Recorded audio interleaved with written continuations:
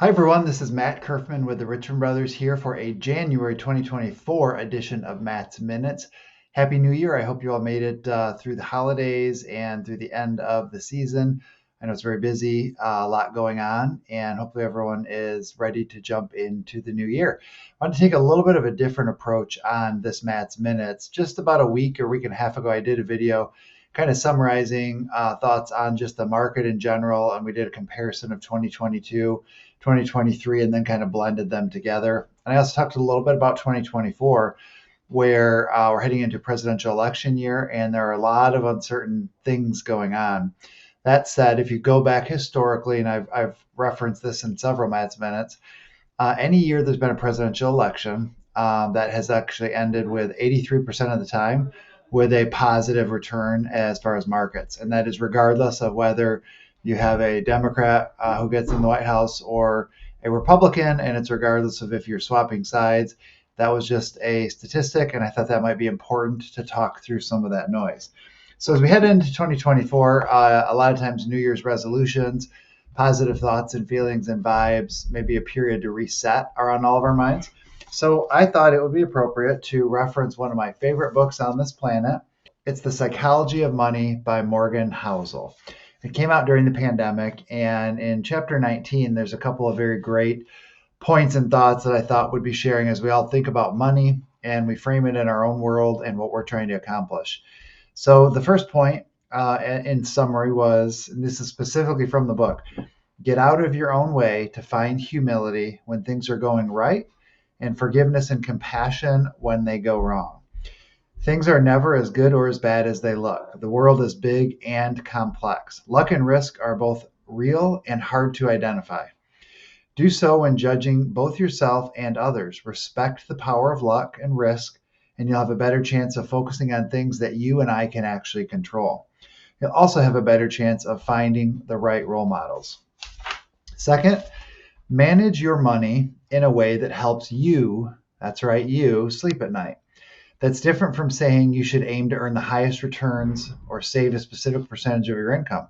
Some people won't sleep well unless they're earning the highest returns. Others will get a good night's rest if they're conservatively invested. To each their own. But the foundation of does this help me sleep at night is one of the best universal guideposts for all financial decision making. Next, become okay with a lot of things going wrong. You can be wrong half of the time and still have a chance at a decent outcome from a rate of return perspective. A small minority of things account for the majority of outcomes. No matter what you're doing with your money, you should be comfortable with a lot of stuff not working.